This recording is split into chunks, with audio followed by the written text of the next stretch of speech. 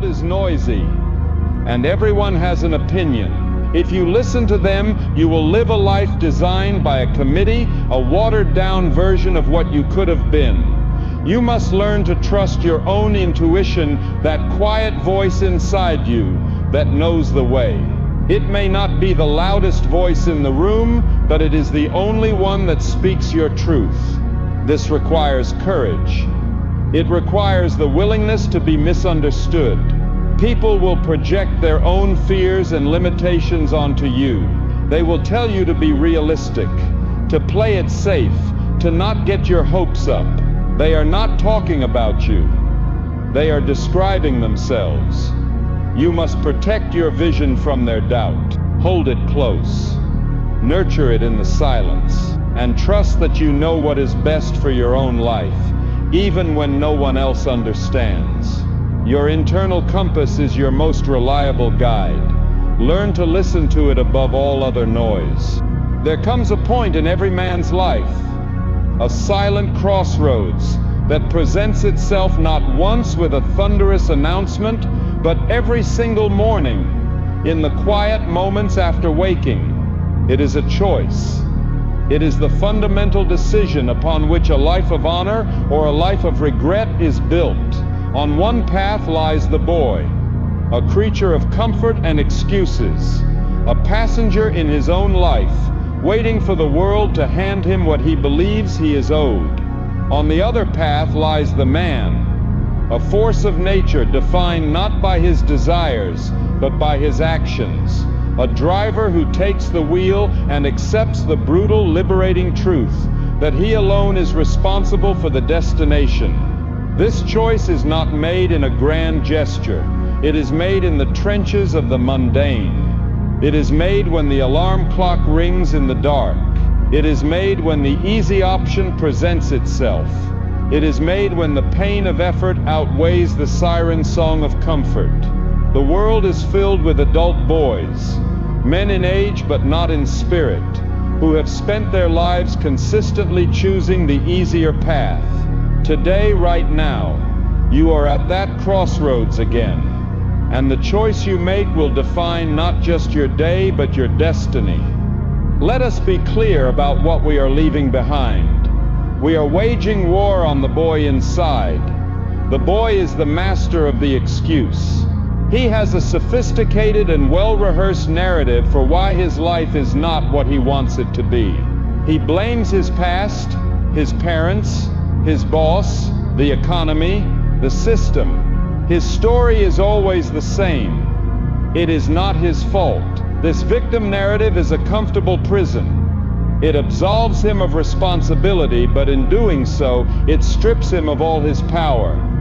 The boy is a consumer of distraction, a professional at wasting his own potential. He scrolls through the lives of other men, mistaking vicarious experience for his own. He chases fleeting pleasures, the cheap dopamine of entertainment and instant gratification, because the slow, arduous work of building something real is too demanding. He waits. He waits for motivation, for inspiration, for the perfect moment, for someone to discover him, for the stars to align. He does not understand that the universe does not reward waiters. It rewards warriors. This life of passivity, of blame, of waiting, is a slow suicide of the spirit. It is the path you leave behind today. The path of the man is paved with a single, unyielding principle: radical responsibility. The man understands that from this moment forward, everything in his life is his fault. His financial situation, the state of his health, the quality of his relationships, his professional standing, it is all on him. The word fault here is not an invitation to shame. It is a declaration of power. If it is your fault, you can change it. If it is your responsibility, you hold the keys. The man rejects the comfort of the excuse because he recognizes it as the currency of the weak. He accepts ownership of his past failures, not as a brand of dishonor, but as the tuition fee for the wisdom he now possesses. He stands in the storm of his current circumstances, however chaotic, and does not curse the wind. He simply adjusts his sails. This acceptance of absolute ownership is the first and most critical step. It is the act of taking back the pen from the hand of fate and becoming the sole author of your own story. This responsibility extends far beyond the self. A boy's world revolves around his own needs, his own feelings, his own comfort. A man's world is defined by his duty. He is a pillar, a rock, a source of strength, not just for himself, but for those who depend on him, his family, his team, his community. They are the why that fuels his what. A man's strength is not a personal trophy to be polished and admired. It is a shield to protect others. His success is not a private treasure to be hoarded. It is a resource to provide for and uplift those within his care. This understanding of duty transforms the nature of the grind. The grueling work is no longer a selfish pursuit of personal gain. It becomes an honorable act of service. The sacrifices are no longer seen as losses, but as investments in the well-being of his tribe. When you fight for something larger than yourself, you unlock a source of strength and resilience that is simply unavailable to the man who fights only for his own glory. Therefore, the man must embrace the fire. The modern world has sold you a lie, the lie of a comfortable, frictionless, and easy life. It has taught you to see struggle as an anomaly, something to be avoided at all costs. This is the philosophy of the boy. The man knows the truth. Struggle is not the obstacle, it is the path. Hardship is the forge. Pain is the hammer. Every challenge that life throws at you is not a punishment. It is an opportunity to be tempered, to be sharpened, to have your impurities burned away. The man does not pray for an easy life. He prays for the strength to endure a difficult one. He willingly steps into the fire of voluntary hardship, the demanding workout, the difficult project, the uncomfortable conversation, because he knows that this is where character is built. He understands that steel is not made in a lukewarm bath. It is forged in the searing heat of the furnace. He seeks the fire, not because he is a masochist, but because he is a craftsman, and the material he is crafting is himself. Action is the single, non-negotiable currency of this new kingdom. Talk is cheap, dreams are worthless, intentions are illusions. The only thing that moves the needle, the only thing that the world respects, is what you do. The gap between the boy and the man is the gap between knowing what to do and actually doing it. You already know what you need to do. You know you need to eat better, to train harder, to work with more focus, to be more present with your family. You do not lack information. You lack execution. The man closes this gap. He develops a bias for action. When in doubt, he acts. When afraid, he acts. When uninspired, he acts. He understands that motion creates emotion. He does not wait to feel motivated before he goes to the gym. He goes to the gym, and through the act of going, he becomes motivated. Action is the antidote to fear, the cure for procrastination, and the engine of all progress. From this day forward, you must judge yourself not by the quality of your thoughts, but by the consistency and courage of your actions. You must accept the brutal reality that no one cares about your excuses. The world is a place of results, not reasons. No one is going to give you a trophy for having a good excuse for why you failed. Your sob story might earn you a moment of pity, but it will never earn you an ounce of respect. The marketplace, the arena of life, is indifferent to your feelings. It does not care if you are tired, if you are scared, if you had a rough day. It only asks one question: did you deliver? This is not cruel. It is simply the law of reality. To accept this law is to free yourself from the debilitating need to explain yourself. You no longer waste energy justifying your shortcomings.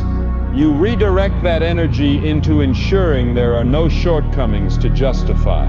You let your results speak for you, and you learn to love the cold, clean, and honest feedback of the real world. The man's path requires a redefinition of success. The boy sees success as a destination, a finish line where he can finally rest. The man sees success as a process, a continuous, unending journey of becoming. He is not driven by the desire to be successful, but by the commitment to live successfully every single day. This means his focus is not on the distant trophy, but on the present moment's work. He finds his victory not in the eventual outcome, but in the discipline of a day well lived. He wins the day by winning the morning. He wins the morning by winning the first hour. He wins the first hour by winning the first choice to get out of bed when the alarm rings. This process-oriented mindset makes him unstoppable because his sense of accomplishment is not dependent on external results which are often outside of his control. His victory is internal, immediate, and entirely within his own power. He is building his empire one disciplined day at a time, knowing that the empire is merely the byproduct of 1,000 well-lived days. You must understand that the enemy is not the critic on the sidelines. The enemy is the comfort seeker within. The greatest battles you will ever fight are not with the world, but with your own ingrained desire for the easy path. Your laziness, your procrastination, your fear, these are the real adversaries. This is an internal war, and you must become a master strategist. You must study your own weaknesses. You must know your triggers. You must anticipate the moments when the boy will try to seize control, and you must have a pre-planned response. This is the essence of discipline. Discipline is not a feeling. It is a system. It is the set of rules you create for yourself to protect you from your own worst instincts.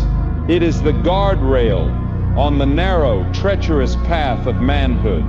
It is the structure that allows you to operate at your best, even when you are feeling at your worst.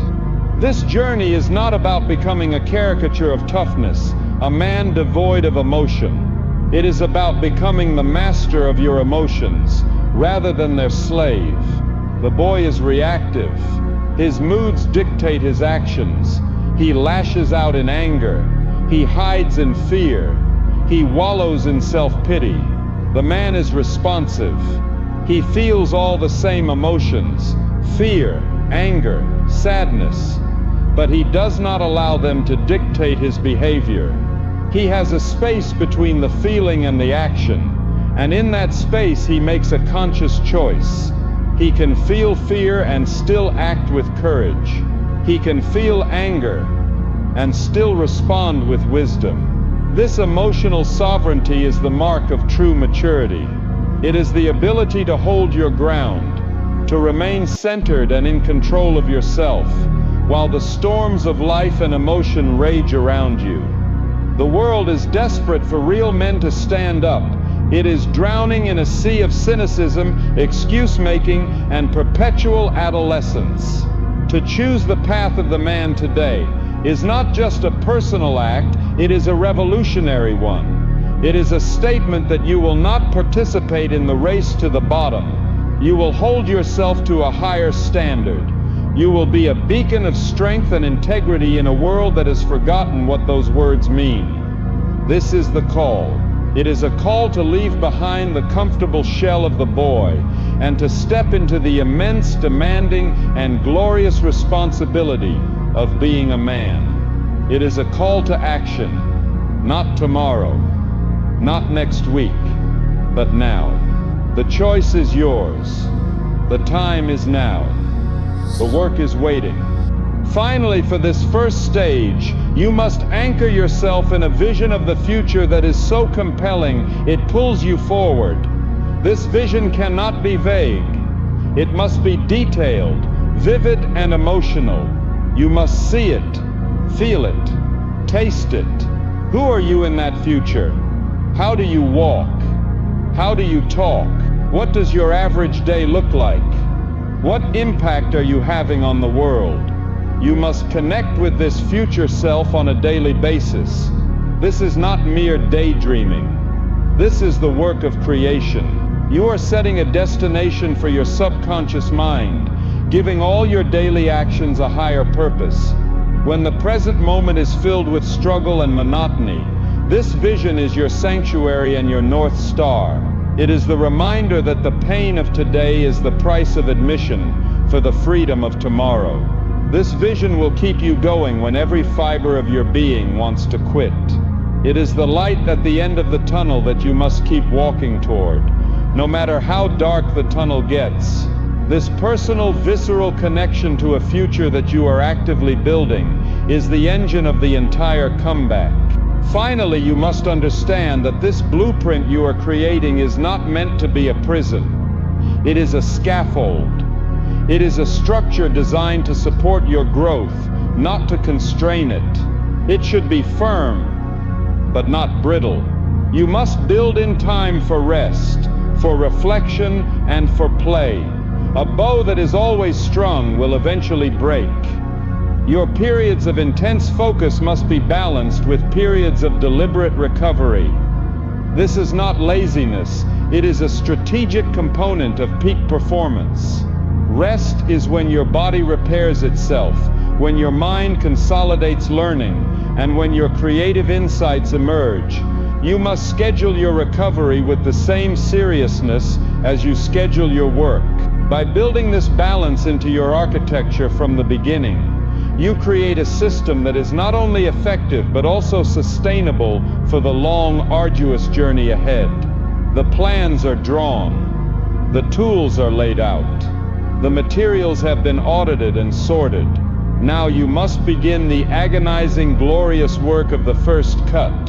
The work is waiting, and its first and most formidable outpost is your own bed.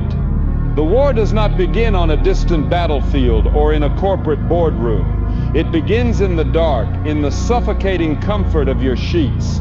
The moment that alarm, that shrieking call to arms, rips through the silence. This is the first test, and it is the purest. Every morning you are given a clean slate and a simple choice. You can answer the call like a warrior, springing to your feet to meet the day, or you can cower like a boy, hitting the snooze button in a pathetic act of surrender. Do not underestimate the significance of this moment. That 9-minute reprieve you grant yourself is not a harmless indulgence. It is an act of treason against your future self. It is the first broken promise of the day. It is a declaration to the universe that your comfort is more important than your commitments. It is a signal to your own subconscious that your word is meaningless. The man who cannot win the war against his own pillow is a man who will lose every other significant battle in his life. The victory of the day is decided in the first 5 seconds. The man rises. The boy negotiates. There is no middle ground. You win this battle not with strength, but with speed. The moment the alarm sounds, your feet must hit the floor before the boy inside has time to mount a defense, before his voice can whisper its seductive lies about being tired or deserving more rest. This first, violent act of discipline creates a shockwave of integrity that ripples through your entire day. Once you are on your feet, the next front in the war is your own physical vessel. The boy treats his body like an amusement park, a place for fleeting pleasures and lazy comforts.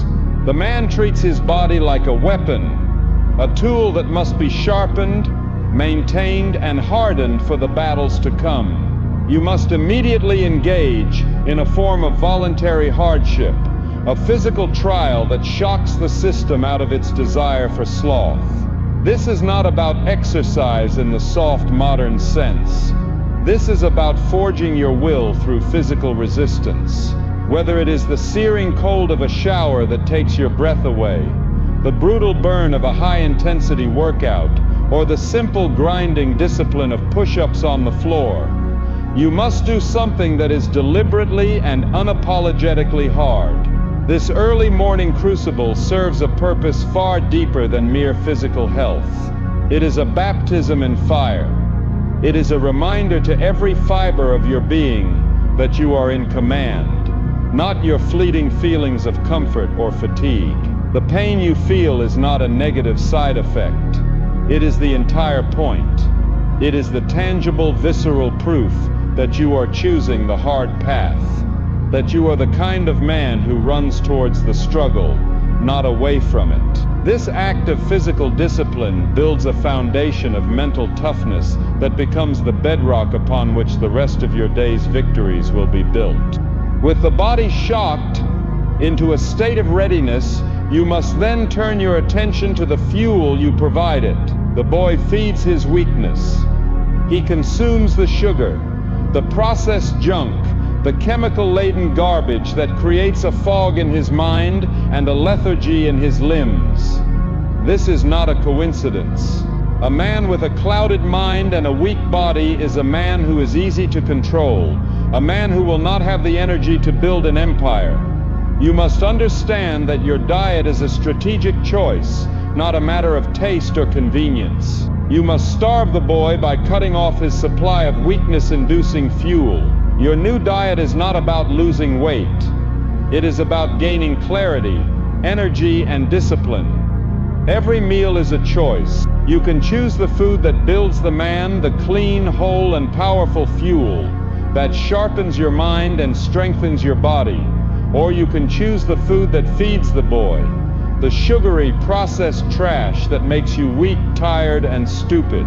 To take control of your plate is to take control of your mind. This is one of the simplest and yet most profound acts of rebellion against a culture that wants you soft, sick, and compliant. The discipline you learn in the kitchen will translate directly to the discipline you need in every other area of your life. Now that you have conquered the morning, hardened the body, and cleaned the fuel, you must engage in the great siege against your own inner boy. This siege is not an attack, but a blockade. You must cut off his primary sources of supply, mindless consumption, and constant distraction. The boy thrives on the endless scroll, the binge-watching of meaningless content, the constant influx of manufactured outrage and trivial gossip. This is his lifeblood. It keeps his mind occupied so he never has to face the terrifying silence of his own unfulfilled potential. You must be ruthless in this blockade. Your phone is not a toy. It is a tool, and it must be treated as such. You must delete the apps that are stealing your time and your focus. You must turn off the notifications that are training your brain to be a reactive, dopamine-addicted mess. You must consciously curate your information diet, replacing the junk food of social media and entertainment news with the protein of knowledge, skill acquisition, and deep thinking. This will be intensely uncomfortable at first. Your brain, addicted to the constant stimulation, will scream in protest. You will feel a profound sense of boredom and emptiness. This is the withdrawal. Do not run from this feeling. This void is not your enemy. It is the fertile ground where your purpose will be born. The boy runs from silence. The man learns to sit in it, to listen to it, and to find his true direction within it. In the vacuum created by this blockade, you must begin the process of rebuilding your own integrity. The boy is a creature of broken promises, especially the ones he makes to himself. His self-trust is at zero. He does not believe his own words because his actions have consistently proven them to be lies. You must reverse this. You must start small. Make one single, non-negotiable promise to yourself for the day. It must be something so simple that it is almost impossible to fail. I will read one page of a book. I will not drink soda. I will go for a 10-minute walk. then you must keep that promise as if your entire honor depends on it, because it does. When you keep that one small promise, you lay a single solid brick on the foundation of a new identity. The next day you lay another and another. These small, consistent acts of keeping your word to yourself are the most powerful force for transformation in the universe. You are not just building a habit, you are rebuilding your character. You are teaching your subconscious mind that when you say something, you mean it. You are becoming a man of your word, first to yourself, and then as a natural consequence to the world. This initial phase is a brutal exercise in embracing the mundane. The boy is addicted to the idea of the grand gesture, the overnight transformation, the dramatic breakthrough. He wants to go from zero to hero in a single leap. The man understands that this is a fantasy. He knows that greatness is not built in a day. It is forged in the relentless, repetitive, and often boring execution of the fundamentals, day in and day out. The world will not applaud you for getting up on time. No one will give you a medal for choosing a salad over a pizza. There will be no fanfare for reading a book instead of watching television. This is the unseen work. This is the grind in the shadows. And it is here, in these quiet, unglamorous moments, that the war is truly won. You must learn to find a deep, quiet satisfaction in this monotony. You must fall in love with the process of laying one brick perfectly, then another, knowing that you are building a cathedral, even when all you can see is a single dusty brick in your hand. You will feel an acute sense of loneliness on this new path. Your old friends, the ones who are still living by the code of the boy, will not understand the change in you. Your new discipline will be a mirror that reflects their own lack of it, and this will make them uncomfortable. They will tempt you to return to the old ways. They will mock your new habits. They will call you obsessed, boring, or extreme. You must be prepared for this. This is a test of your resolve. You must have the courage to walk a path that others refuse to choose the loneliness of the summit over the camaraderie of the comfortable valley. This does not mean you must be arrogant or dismissive, but it does mean you must protect your new identity with the ferocity of a father protecting his child. Your new standards are a fragile flame in a world of wind. You cannot afford to let the casual doubts and low vibration energy of others extinguish it. As you grow, your circle will inevitably change. Let the ones who are not meant for your new journey fall away. It is a necessary and healthy pruning that makes way for the new, stronger alliances that await you further up the path. Finally, you must understand that in this initial phase, your feelings are your enemy. They are the traitorous spies of your old self, sent to sabotage your new mission. You will not feel like waking up early. You will not feel like training when you are sore. You will not feel like doing the focused work when you are bored. The man acts anyway. He cultivates the superpower of separating his actions from his emotions. He learns to treat his feelings as irrelevant data, like the weather. He acknowledges them. It appears to be raining doubt today. And then he proceeds to do the work he committed to, regardless of the forecast. This is the essence of what it means to be a professional. The amateur only works when he feels inspired. The professional works every single day because his identity is tied to the action, not the feeling. You are not training to be a man who only acts when it feels good. You are training to be a man who acts because it is his duty, because he made a commitment, because it is who he is. This is the brutal, liberating, and foundational work of the second stage. It is the boot camp of the soul, the hell you must willingly walk through to earn the right to the next level of the game. This relentless pursuit of the next challenge is what separates the comeback from a mere recovery. Recovery is about getting back to where you were. The comeback is about using the fall as a slingshot to propel you to a place you have never been before. It is about becoming unrecognizable to your former self. You are not just fixing what was broken, you are building something entirely new, something stronger, more resilient, and more powerful than what existed before. This is why the pain is so necessary. It is the force that breaks the mold of your old self, creating the space for a new creation to emerge from the raw material of your will. The blueprint was the map, but this agonizing process of the first cut is the territory itself. And as you navigate it, one painful step at a time, you are no longer just following the map. You are becoming the person who was destined to make the journey. This boot camp of the soul, this hell you have willingly chosen to walk through, is not a punishment. It is a forge. You must understand this with every fiber of your being. The pain, the exhaustion, the monotonous grind, these are not signs of something being wrong. They are the very tools of your transformation. The boy believes that the purpose of life is to seek comfort and avoid pain. The man understands that the purpose of pain is to create strength. You are the raw iron, brittle and full of impurities. The daily discipline is the searing heat of the furnace, softening your resistance and making you malleable. The challenges and hardships are the hammer blows, shaping you, compressing your character, and beating out your weaknesses.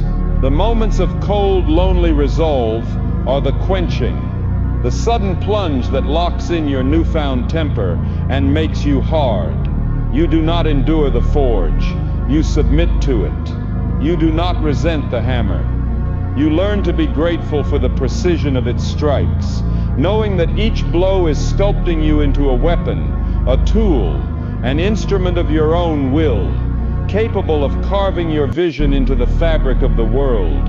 The central war you are fighting in this forge is the war against your own internal narrative. The boy inside you is a masterful storyteller, and his favorite story is the one where you are the victim. It is a tale of unfairness, of bad luck, of external forces conspiring against you. This story is his fortress, and from within its walls he justifies his own inaction and mediocrity. Your task is to burn that fortress to the ground. You do this not by arguing with the storyteller, but by systematically dismantling his story with the undeniable evidence of your actions. When the voice in your head whispers, "You're too tired," and you complete the workout anyway, you have invalidated a line of his script. When it says, "This is too hard," and you push through to the end of your work block, you have proven him a liar. Every act of discipline is a fact that refutes his fiction. You are waging a campaign of truth against a regime of lies, and your weapon is your own relentless execution. Over time, as you stack these small daily victories, the boy's voice will grow weaker. It will lose its conviction, because its narrative no longer aligns with the reality of who you are becoming. You are starving your own weakness of the evidence it needs to survive, and in its place, you are feeding a new, more powerful story.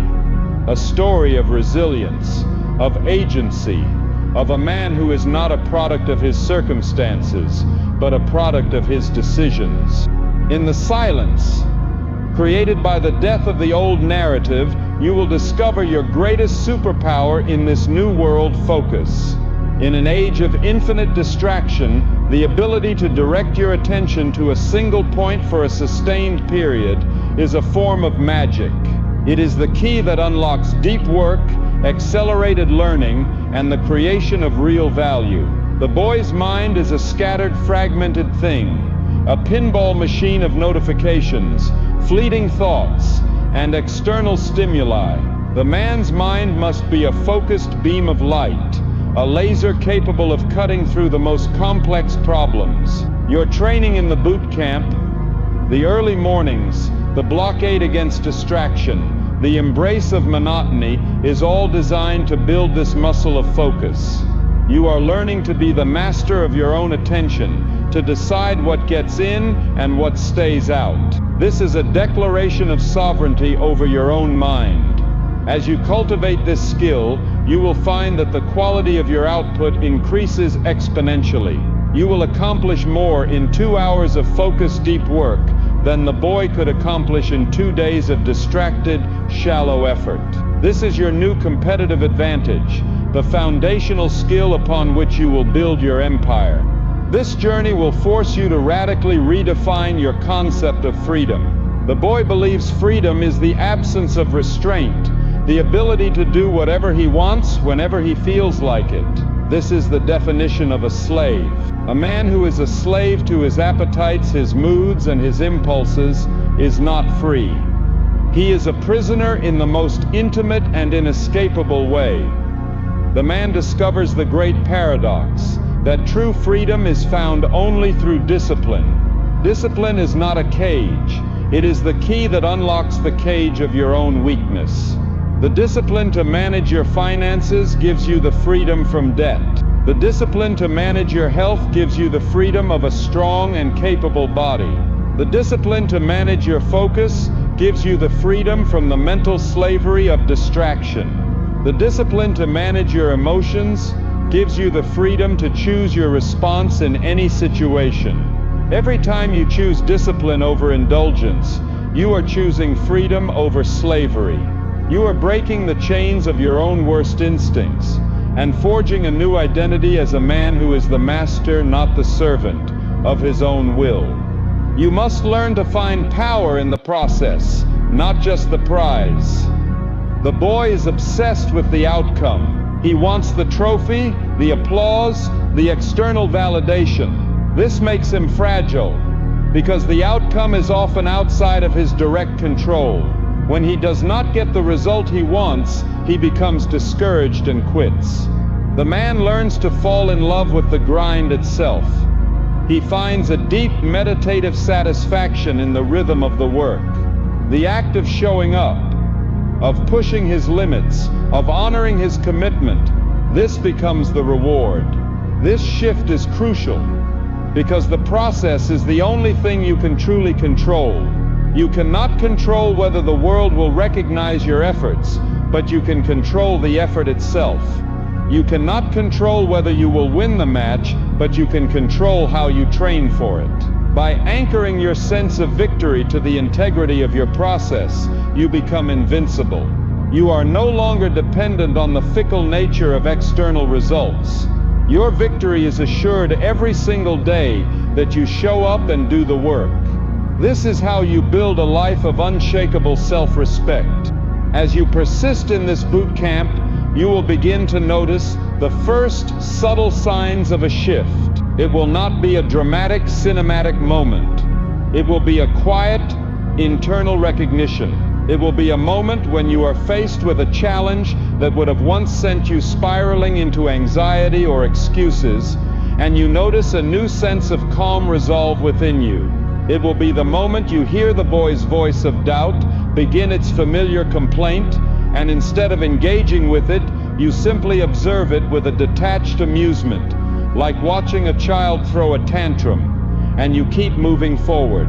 It will be the moment you look in the mirror and see not just a tired face, but the flicker of a new hardness in your eyes, a quiet confidence that was not there before. These are the first glimmers of the new man emerging. This is the proof that the forge is working, that the iron is beginning to transform into steel. You must acknowledge these moments. They are the first returns on your investment of pain and discipline, and they are the fuel that will carry you through the next stage of the war. This entire process is an act of becoming. You are not simply trying to achieve a set of external goals. You are fundamentally remaking yourself from the inside out. You are tearing down the weak, compromised structure of the boy and building a new, powerful, and integrated structure of the man. This is why it is so difficult.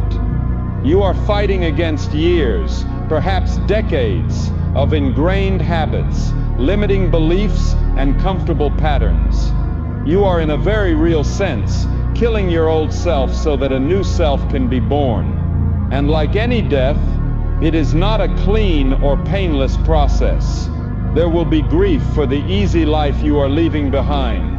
There will be fear of the unknown territory you are stepping into. But you must hold the course. You must trust that the man you are becoming is infinitely more powerful, more capable, and more alive than the boy you are leaving in the ashes. This is the promise of the Forge. It is the brutal, beautiful, and inescapable alchemy of manhood. Remarkable will happen. The plateau does not last forever for those who persist. One day the fog will begin to thin, not all at once, but in patches. And through a break in the mist, you will catch a glimpse of the top of your wall, and your heart will stop because it is 10 feet higher than you remembered. The growth that was happening invisibly, underground, has suddenly burst forth into reality. The breakthrough is here, and this victory is the sweetest of all, because it was not won by strength, but by faith. It was earned in the dark, and as the fog clears completely, you see your new wall, stronger and taller than you had imagined, but you also see something else. From this new higher vantage point, you can see a new landscape beyond, new challenges, higher mountains, more formidable obstacles, and you realize the purpose of the plateau was not just to make you stronger, it was to prepare you for what comes next. This brutal, beautiful, and inescapable alchemy of manhood is not an end in itself. The Forge is not a home. It is a training ground. The purpose of forging steel is not to create a beautiful piece of metal to be admired in the firelight. The purpose is to create a weapon, a tool, an instrument capable of exerting its will upon the world. You have endured the boot camp of the soul. You have faced the fire of discipline, and you have begun to feel the first stirrings of a new, harder, and more resilient self. Now you must move from the forge to the field. You must take this newly forged will and learn to use it. This is the transition from a defensive war against your own weakness to an offensive campaign against the limitations of the world. The boy reacts to the world as it is. The man imposes his will upon the world to make it what it should be. This requires a new set of principles, a warrior's code for engagement with reality itself. The first principle of the warrior is the cultivation of a supreme and unshakable indifference to all things outside of his control. This is your armor. The boy is a slave to circumstance and opinion. His emotional state is a puppet, and the strings are pulled by external events, by the praise of his friends, and by the criticism of his enemies. He is easily wounded, easily distracted, and easily thrown off his path. The man, the warrior, understands the fundamental dichotomy of control. He draws a hard, clear line in the sand of his own mind. On one side are the things he controls, his thoughts, his actions, his efforts, his attitude, his integrity. On the other side are the things he does not control. The weather, the economy, the traffic, what other people think, and the ultimate outcome of his efforts. He then makes a conscious, ruthless decision to invest 100% of his energy into the things he controls and precisely 0% into the things he does not. This is not a passive resignation, it is a strategic allocation of power. It is weaponized apathy. This makes him incredibly resilient. Insults do not pierce this armor, failures do not break it. The chaos of the world washes over it like water off steel.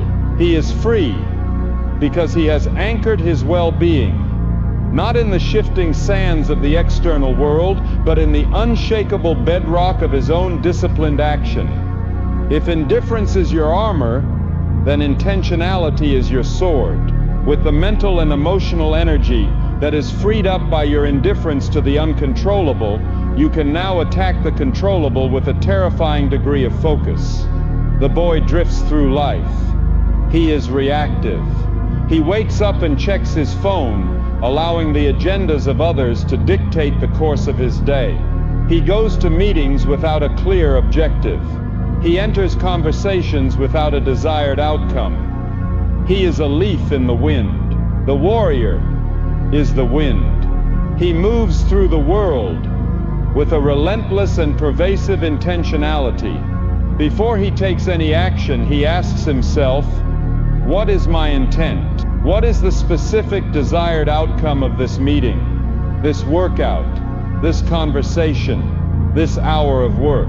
He is a strategic operator in every domain of his life. He does not hang out. He builds relationships. He does not consume content. He acquires knowledge. He does not work out. He trains his body for a specific performance goal. This intentionality is his sword, cutting through the fog of ambiguity and the resistance of the world. It allows him to be precise, efficient, and devastatingly effective. A man with clear intent is a force of nature that the ambiguous and distracted world cannot help but yield to. The warrior must learn to see chaos, not as a threat, but as an opportunity. The boy craves stability, predictability, and safety. He is terrified of disruption. When things fall apart, he panics and freezes. The warrior, having been forged in the fire of his own internal chaos, is at home in the storm. He understands a profound truth. It is in moments of maximum chaos that the greatest opportunities for advancement arise. When established systems are breaking down, when the predictable rules no longer apply, when everyone else is running for cover, that is the moment for the disciplined, focused, and adaptable man to strike. He is anti-fragile. This means he is not just resilient to shocks. He actually gets stronger from them. Every crisis, every market crash, every unexpected problem is a stress test that breaks his weaker competitors while forcing him to adapt, innovate, and grow stronger. He does not pray for the storm to pass. He prays for the skill to dance in the rain, knowing that the storm washes away the complacent and leaves the field clear for the bold. This new self that you have forged must now be paired with a new level of audacity. The boy, defined by his fear and his need for approval, plays small. He sets safe goals to avoid the sting of failure. He keeps his ideas to himself to avoid the risk of ridicule. He does not ask for the raise, for the promotion, for the woman, because he is terrified of the word no. The warrior understands that the world gives to the bold. He cultivates a strategic audacity. He understands that his newfound internal strength is worthless if it is not deployed in the pursuit of terrifyingly ambitious goals. You must now have the courage to want more, to ask for more, and to risk more. Your capacity has expanded, and therefore your ambition must expand to meet it. You must be willing to look foolish. You must be willing to fail on a grander scale than ever before. Audacity is not reckless arrogance. It is the calculated and confident application of your power. It is the understanding that the man who asks for nothing is guaranteed to receive it. You must have the audacity to claim the life you have earned through your struggle, to take your seat at the table, and to demand your share, not with the entitled whine of a boy, but with the quiet, unshakable confidence of a man who knows his own value. With this audacity, you must adopt the mindset of the hunter. The boy avoids problems. He seeks the path of least resistance. He wants his life to be a comfortable, problem-free existence. The warrior knows that such a life is a fiction, and more importantly, that it is undesirable. He understands that all value, all wealth, and all meaning in this world are created by solving problems. The bigger and more difficult the problem you solve, the greater your reward. Therefore, the warrior does not avoid problems. He actively hunts them. He looks for the biggest, ugliest, most intractable challenges he can find. because he knows that this is where the greatest treasures are hidden. He sees a failing business not as a liability, but as a turnaround opportunity. He sees a complex technical challenge not as an obstacle, but as a chance to innovate. He sees a broken community not as a tragedy, but as a call to lead. This proactive, problem-seeking mindset is what separates the creator from the consumer, the leader from the follower. You must stop waiting for problems to happen to you and start seeking out the challenges worthy of your newly forged strength. Finally, the warrior must complete the recalibration of his relationship with failure. The boot camp taught you to endure failure without quitting. The warrior mindset teaches you to leverage failure as your most potent strategic asset. Failure is no longer a source of shame. It is the purest, most unfiltered, and most valuable form of feedback the world can give you. It is the market telling you, without emotion, that your current approach is wrong. The boy takes this feedback personally. His ego is wounded, and he either quits or doubles down on the same failed strategy. The warrior is a cold, detached scientist. He sees the failure as a data point. He takes the emotional sting out of it and asks, what is the lesson here? What did this data teach me? He analyzes the failure with ruthless objectivity, extracts the wisdom, adjusts his strategy, and immediately re-engages the enemy from a new and more intelligent angle. He fails fast, he fails forward, and he fails often, knowing that each failure is a step on the staircase to mastery. The man who is not afraid to fail is a man who cannot be stopped from learning, and the man who cannot be stopped from learning is the man who will inevitably win. This is the code of the warrior, to move through the world armored in indifference, wielding the sword of intention, seeing opportunity in chaos, acting with audacity, hunting for problems, and leveraging failure as the fuel for his ultimate victory. You must understand that the plateau is not your enemy. It is your greatest teacher. It is teaching you patience. It is teaching you faith. It is teaching you the difference between professional commitment and amateur enthusiasm. It is stripping away your reliance on external validation and forcing you to build an unshakable core of internal resolve.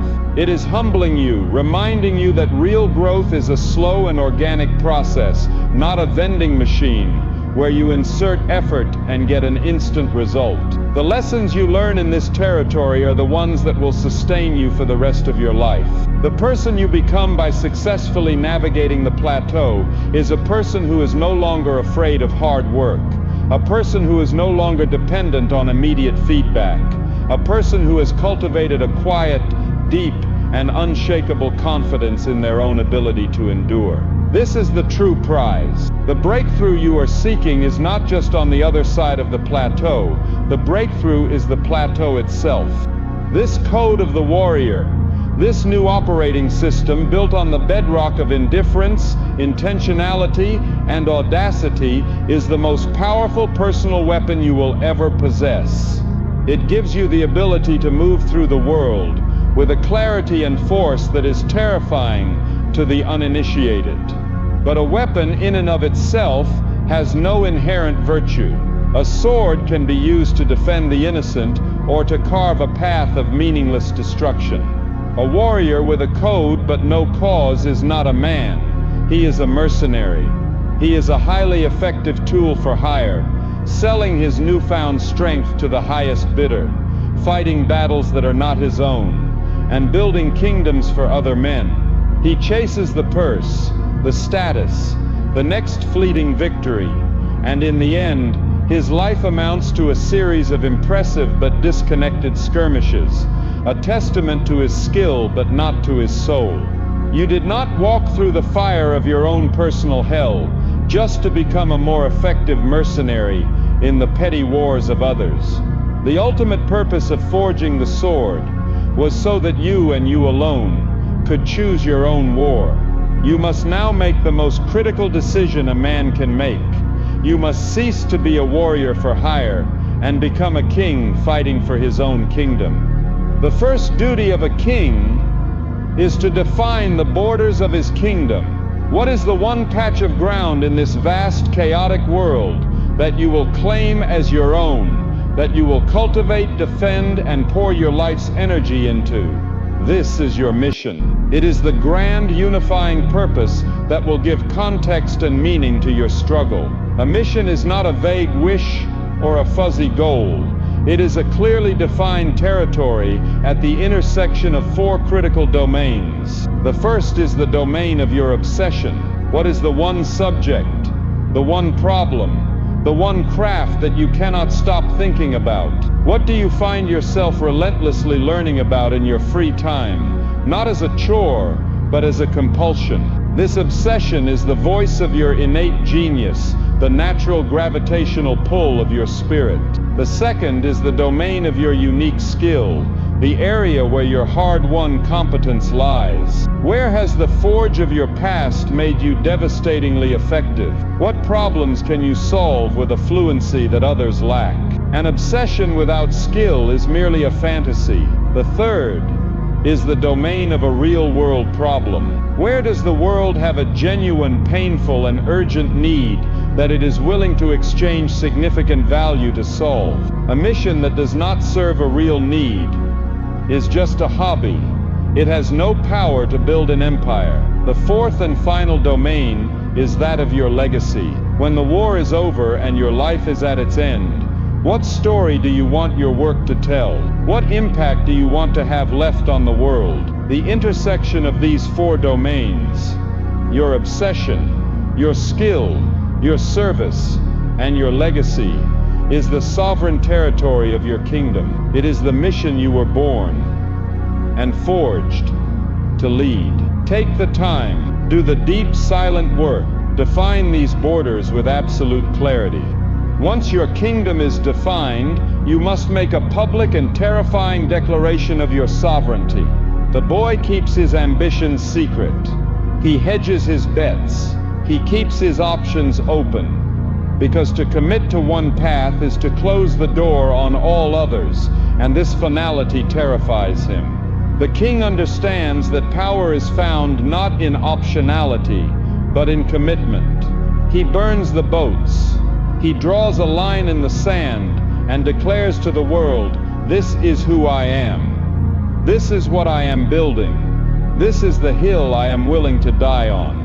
This act of public declaration is a point of no return. It is a psychological trigger that fundamentally alters your relationship with your mission. It is no longer a private wish. It is a public promise, an oath sworn before the eyes of the world.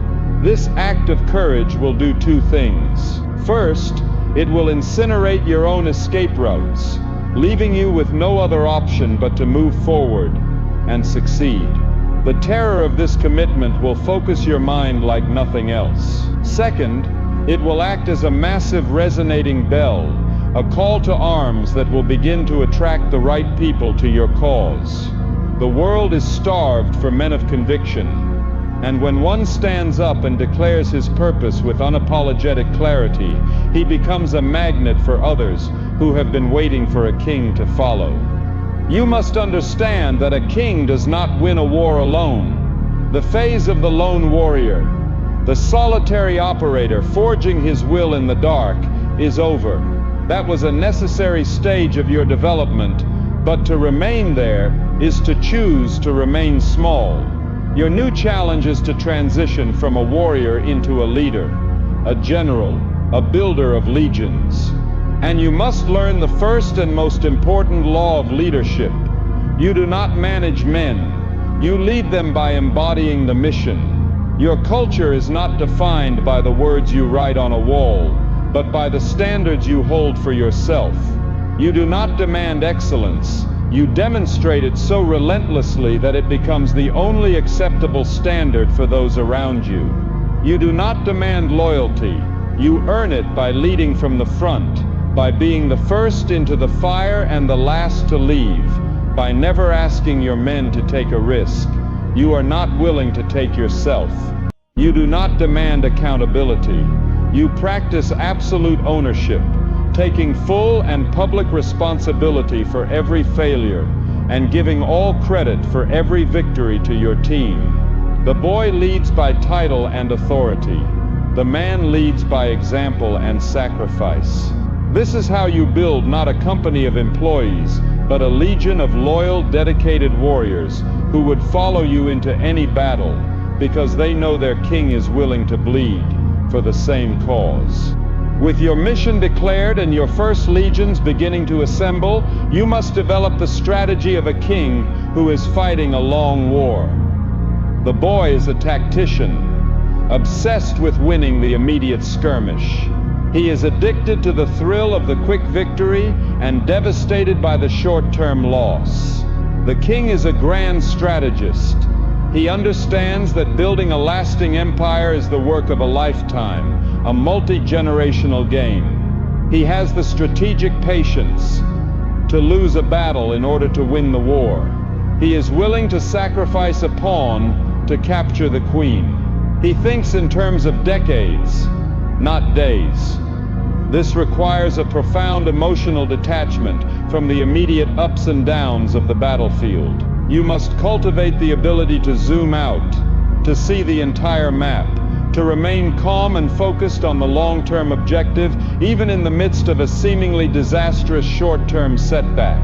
You are not building a startup that you can flip in a year. You are laying the foundation of a 1,000-year dynasty. This long-term perspective will give you a stability and a wisdom that your short-sighted competitors cannot possibly match. It allows you to make moves that seem nonsensical in the present, but are devastatingly effective in the future. The selection of your inner circle, your lieutenants, is the most important set of decisions you will ever make as a leader. The boy surrounds himself with flatters and friends who make him feel comfortable. The king surrounds himself with disciplined, competent, and often challenging individuals who are more committed to the mission than they are to his feelings. You must learn to recruit for character above all else. Look for the hungry, the resilient, the ones who have been forged in their own fires. A resume can tell you about a man's skills, but his scars will tell you about his strength. You must build a culture of radical transparency and intellectual honesty, where the best idea wins, regardless of who it came from. You must empower your lieutenants, give them clear ownership of their domains, and then trust them to execute. A king who needs to micromanage every detail is not a king. He is a bottleneck, and his empire will never grow beyond the limits of his own personal reach. Your ability to attract, develop, and trust other leaders is the ultimate measure of your own leadership. As the leader of this new kingdom, you must become the living embodiment of the warrior's code you have forged. Your legions will not listen to what you say. They will watch what you do. They will watch how you handle pressure. They will watch how you respond to failure. They will watch to see if you adhere to the same high standards you demand of them. Any hypocrisy, any deviation from the code will be a cancer that rots your culture from the inside out. You have lost the right to have a bad day.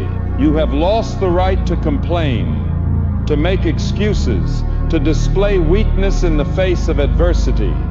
This does not mean you are a machine. It means that you must process your own fears and doubts in private with your board of directors, so that you can stand before your men as a pillar of unwavering strength and resolve. Your personal discipline is no longer a personal matter.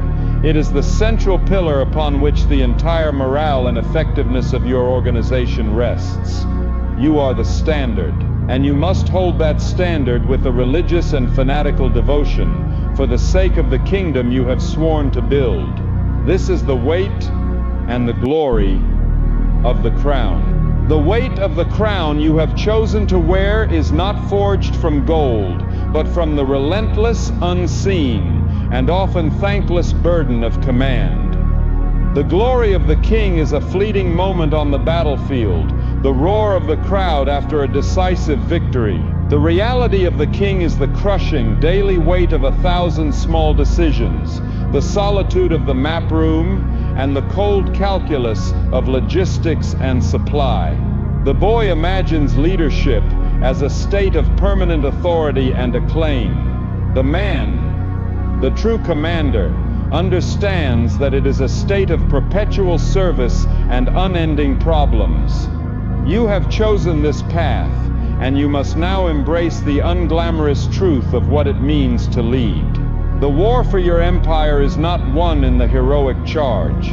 It is won in the meticulous planning, the management of resources, and the fortification of your own resolve against the slow, grinding erosion of a long campaign. The real work is not what they will see, but what you will endure in the quiet, agonizing hours when the fate of the entire war rests solely on your shoulders. A king who cannot see the truth is a blind king, and a blind king will lead his men off a cliff. Your first and most critical task as a commander is to build an intelligence network that is ruthlessly committed to delivering you the unvarnished, brutal, and often painful truth. When you were a lone warrior, your senses were your guide. Now, as a leader, you are insulated by layers of command, and the natural human tendency of those around you will be to shield you from bad news. They will tell you what they think you want to hear. They will soften the edges of failure. They will present a rosier picture of reality to curry your favor or to avoid your wrath. You must declare war on this comfortable ignorance.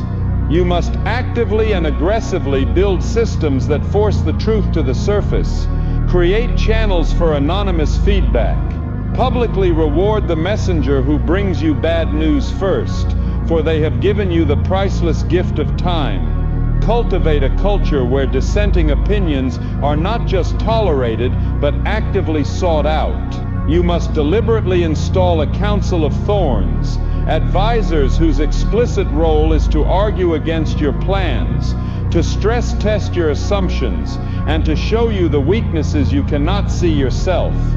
The boy leader surrounds himself with mirrors that reflect his own genius.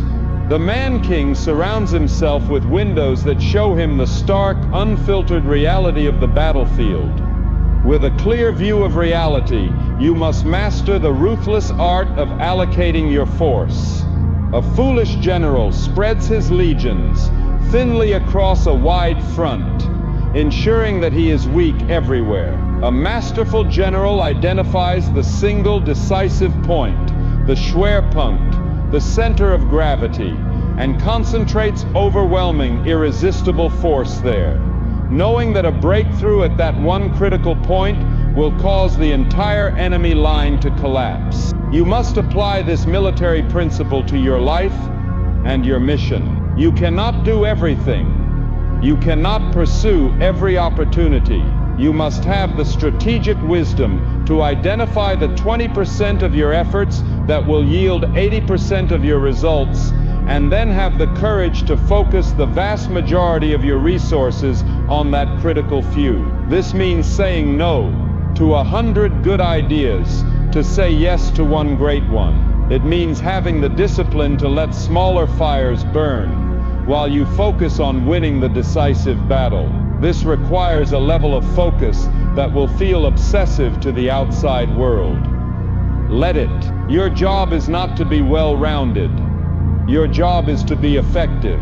Find the linchpin, the one action that makes everything else easier or irrelevant, and attack it with the full, concentrated, and undivided force of your will. An army's most precious asset is not its steel, but its spirit. The morale of your legions, and indeed your own, is a strategic resource that must be managed with the same care as your ammunition and your rations. In the grinding reality of a long war, morale is the first casualty. The initial excitement fades, the victories become less frequent, and the daily struggle can begin to feel pointless. As the commander, you are the chief morale officer of your kingdom. You must master the psychology of momentum. This means you must learn to celebrate the small tactical victories. When a difficult project is completed, When a key milestone is reached, you must pause the war effort to publicly recognize the win, to honor the effort of your soldiers, and to remind them that their sacrifices are producing tangible results. Furthermore, you must be the keeper of the vision. You must relentlessly and repeatedly connect the grueling, monotonous tasks of the present day to the glorious, inspiring purpose of the future kingdom. You are all building together.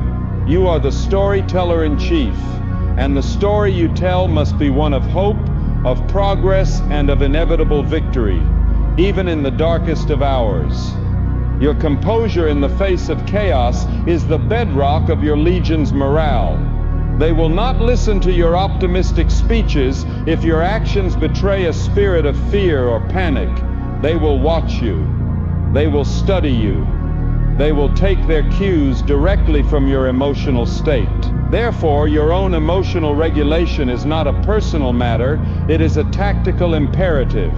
You must train yourself to be the calm center of the storm. When bad news arrives, you must absorb it with a stoic and unflinching resolve. When a plan goes disastrously wrong, you must project an aura of calm, analytical confidence as you pivot to a new strategy. This does not mean you are a machine, devoid of feeling. It means you have the supreme discipline to process your own fear, your own anger, your own doubt in private, so that you can stand before your men as a symbol of unshakable stability. Your calm is a force multiplier. Your panic is a contagion that will rot your army from the inside out. The man who can master himself in the midst of chaos is the man who can lead others through it. You must prepare your mind for the inevitability of betrayal and catastrophic failure. In any campaign that spans years, it is not a question of if these things will happen, but when. Projects you have poured your soul into will fail spectacularly. Market conditions will shift, rendering your brilliant strategy obsolete overnight. And people you have trusted, invested in, and empowered will prove disloyal. They will leave you for a competitor. They will steal your ideas. They will betray your confidence. The boy is destroyed by these events. He takes them as a personal indictment of his own worth, a sign that the world is fundamentally unjust. He is crippled by bitterness, by a sense of personal grievance. The king, the commander, anticipates these events. He sees betrayal and failure not as an emotional trauma, but as a predictable operational cost of a long and ambitious war. He has built redundancies into his systems. He has contingency plans, and when the blow comes, he does not waste a single moment on resentment. He assesses the damage, cuts his losses with surgical precision, learns the strategic lesson, and immediately redeploys his assets to the next objective. His heart may be wounded, but his mission focus remains unbroken. This resilience to the inevitable shocks of the long war is what separates the enduring dynasties from the shooting stars. You must master the rhythm of the campaign, the strategic cadence of attack and consolidation. A general who is always on the offensive will eventually outrun his supply lines and exhaust his troops, leading to a catastrophic collapse. A general who is always on the defensive will cede the initiative to the enemy and be slowly bled dry. You must develop the strategic intuition to know when to push, to press the attack, to take aggressive risks when the enemy is weak. And you must have the discipline to know when to halt, to dig in, to consolidate your gains, and to let your legions rest and resupply. This requires you to fight against your own emotions. In moments of victory, your ego will scream to keep pushing, to press your advantage recklessly. You must have the discipline to halt and secure your new territory. In moments of fear or exhaustion, your inner boy will scream to retreat into a permanent defensive crouch. You must have the courage to recognize the moment of enemy weakness and launch a decisive counterattack. This mastery of pacing, of knowing when to be the hammer and when to be the anvil, is the hallmark of a true grand strategist. It is how you ensure that your kingdom not only expands, but that its expansion is sustainable and built upon a foundation of solid rock, not shifting sand. This is the unglamorous, strategic, and profoundly difficult work of command. It is the weight of the crown, and your ability to bear it will determine the fate of the empire you have sworn to build. The weight of the crown you have sworn to bear is not a burden of logistics or strategy alone. It is in its deepest essence a burden of solitude. This is the truth that the boy, dreaming of power, can never comprehend. He imagines the summit of command as a place of constant acclaim and camaraderie. The man who reaches it discovers it is an isolated peak, a place of profound and often crushing loneliness. At the top, the conversations change.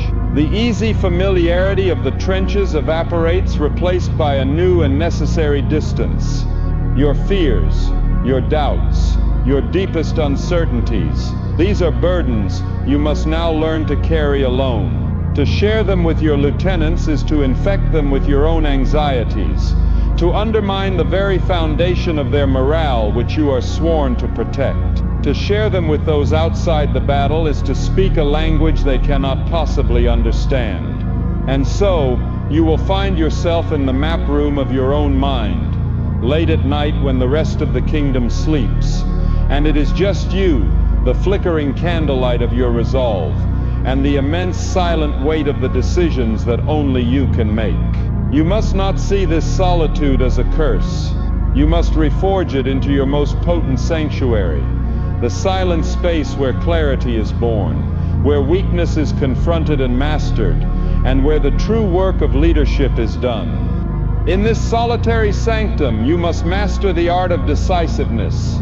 A leader who cannot make a decision is not a leader, he is a bottleneck, a point of paralysis around which the entire war effort grinds to a halt. The boy is perpetually indecisive, paralyzed by a fear of being wrong. He endlessly gathers information, solicits opinions, and waits for a mythical moment of perfect certainty that will never come. He does not understand that in a real war, indecision is a decision in itself.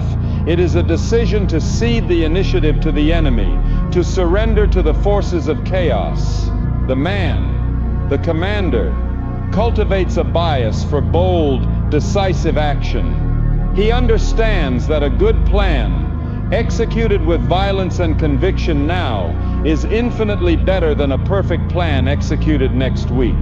He trains himself to gather the best available intelligence, to listen to his counsel, to consult his own hard-won intuition, and then to make the call.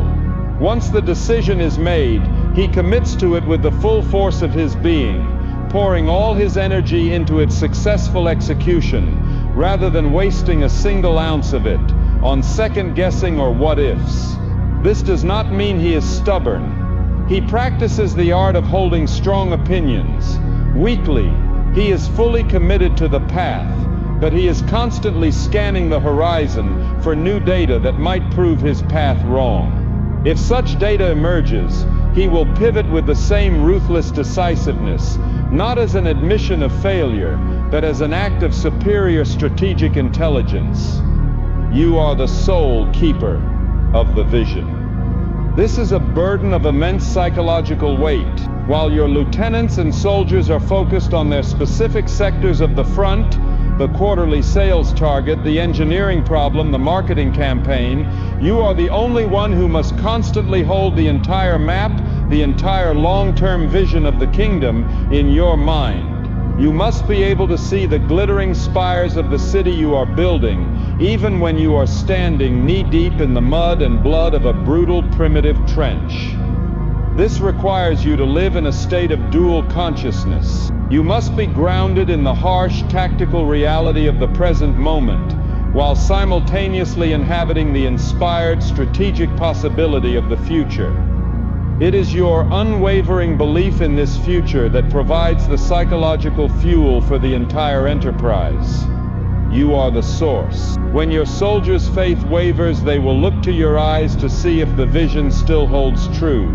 Therefore, your own faith cannot be a fleeting emotion. It must be a core discipline. You must project a calm and absolute certainty in the ultimate victory, even and especially when you yourself are wrestling with private doubts. This is not dishonesty. It is the highest form of leadership. It is the act of becoming the anchor of belief for those who have placed their trust in you. To bear this weight, you must cultivate a profound detachment from the immediate outcome of any single battle. The boy leader ties his identity and his self-worth to his win-loss record. A victory inflates his ego to dangerous proportions. A defeat shatters his confidence and sends him into a spiral of despair. He is on a permanent emotional roller coaster, and his leadership is erratic and unstable as a result. The man-king learns to sever the cord between his actions and his ego. He understands that his honor lies not in winning, but in the integrity of his effort and the quality of his decisions. His duty is to prepare his men, to devise the best possible strategy with the available information, and to execute that strategy with relentless excellence. The final outcome, however, is always subject to the unpredictable winds of fortune, to the actions of the enemy, to the vast, uncontrollable chaos of the world. By accepting this, he liberates himself. He can take massive, calculated risks without being paralyzed by the fear of failure. He can endure a devastating loss, learn from it, and be ready to lead again the next morning, because his sense of self was never on the line in the first place. His identity is not winner or loser. His identity is the man who gives his absolute all every single time, regardless of the outcome. This detachment is the source of his endurance. The commander's personal energy is the most critical and finite resource of the entire kingdom. If you burn out, the command center goes dark, and the army is left leaderless and blind. Therefore, the management of your own physical, mental, and spiritual energy is not an indulgence. It is your primary strategic responsibility. You must design your life with the same ruthless efficiency that you design a military campaign. You must identify the activities, the people, and the environments that replenish your energy, and you must schedule them into your life as non-negotiable appointments. This is your personal sanctuary. It may be an hour of silent reading in the morning, a brutal workout that clears your mind, time in nature, or unplugged, fully present time with your family. These are not breaks from the war. They are essential acts of rearmament. Likewise, you must be a ruthless guardian of your energy, identifying and eliminating the vampires that drain it. The pointless meetings, the negative people, the shallow distractions, the unresolved conflicts. The boy runs until he collapses. The man understands that strategic rest is not the opposite of work. It is the vital and often overlooked component of peak performance and long-term victory. The solitude of the summit must be a classroom, not just a command post. The most dangerous king is the one who believes he has nothing left to learn. His success becomes a cage, convincing him that his past methods are the only ones that will work in the future. He is the general who is perfectly prepared to fight the last war, and is therefore destined to lose the next one. You must fight this intellectual stagnation with the ferocity of a religious zealot. You must remain a perpetual student. This means you must dedicate significant protected time to quiet study and deep reflection. Read history. Read the biographies of great leaders and thinkers.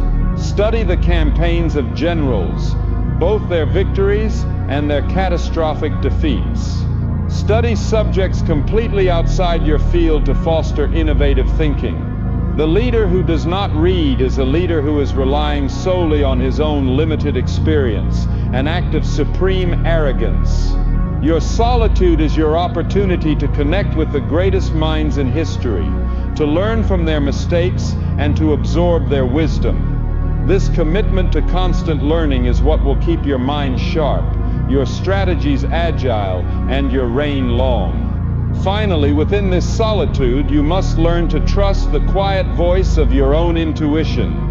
As a commander, you will be inundated with data, metrics, reports, and the loud, confident opinions of your advisors.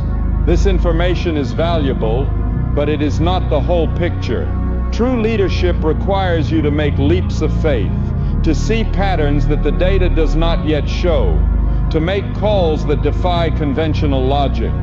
This is the art of command. This art is rooted in intuition, which is not some mystical, magical force. Intuition is the compressed, subconscious wisdom of all your past experiences, failures, and successes. It is your brain's ability to recognize a pattern on a deep, instinctual level, often without being able to articulate the logical steps. To access this intuition, you must create silence. You must quiet the noise of the external world and the chatter of your own analytical mind. You must learn to listen to that deep, quiet knowing, that gut feeling. The great leaders of history were not just brilliant analysts. They were men who had the courage to trust this internal compass, especially when it pointed them in a direction that no one else could yet understand. Your solitude is where you practice this listening. It is where you tune your instrument.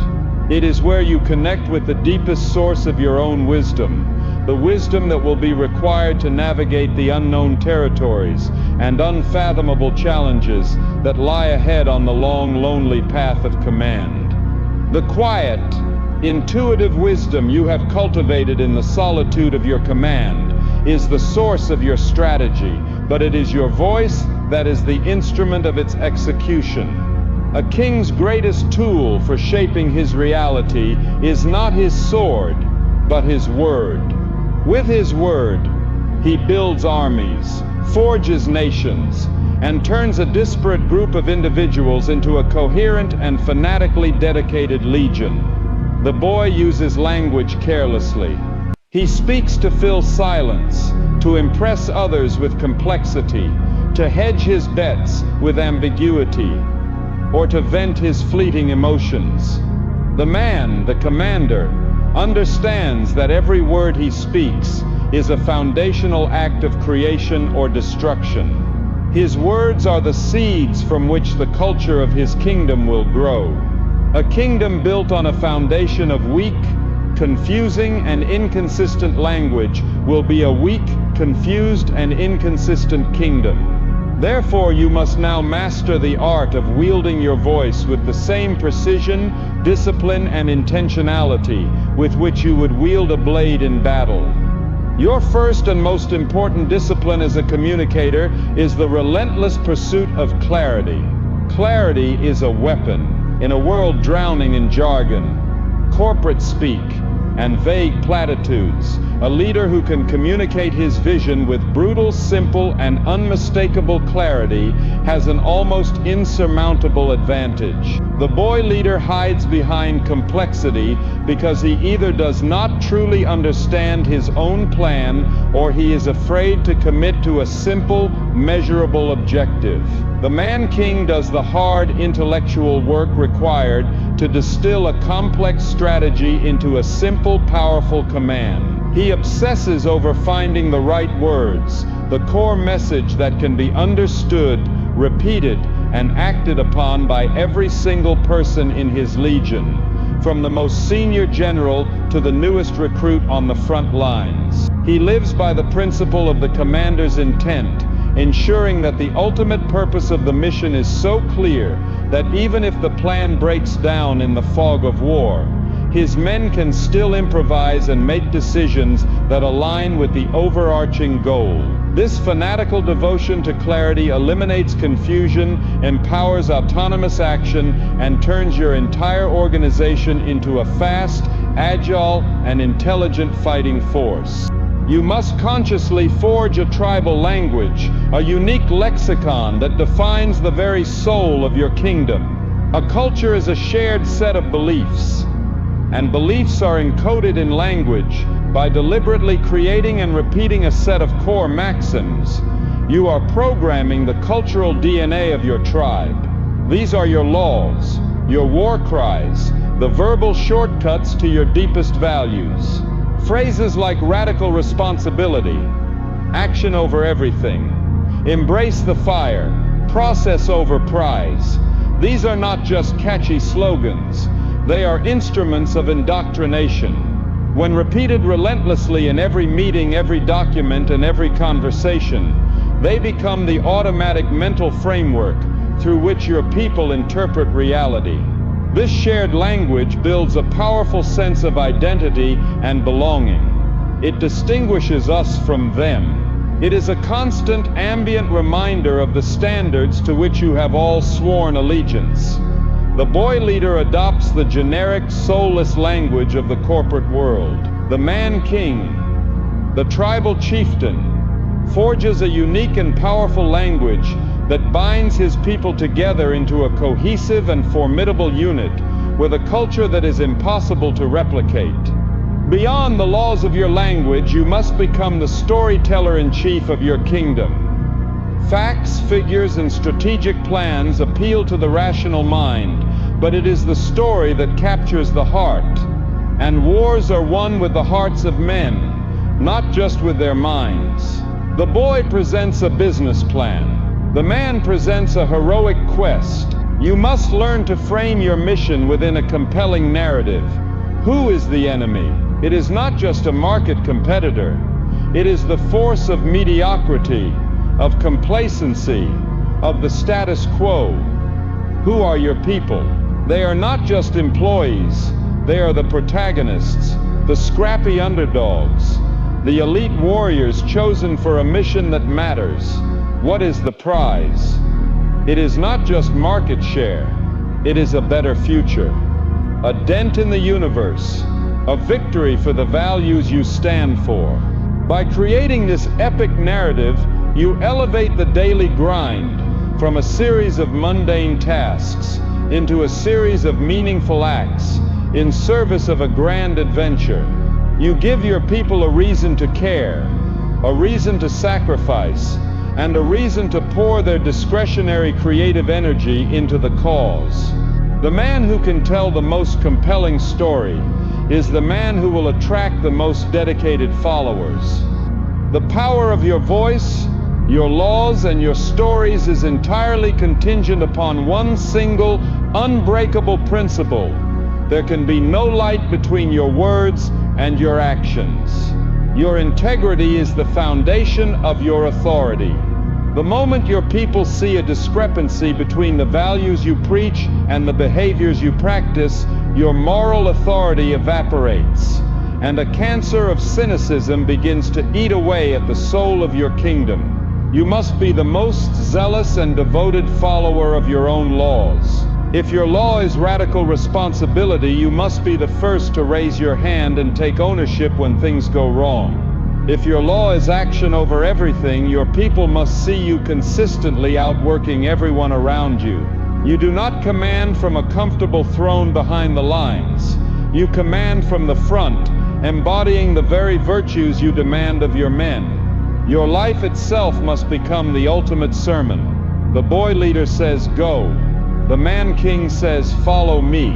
This unwavering alignment between word and deed is what generates the profound trust and loyalty that turns a mere organization into a true legion. With this foundation of integrity, you earn the right to engage in the most difficult and most important work of a leader, having the necessary but uncomfortable conversations.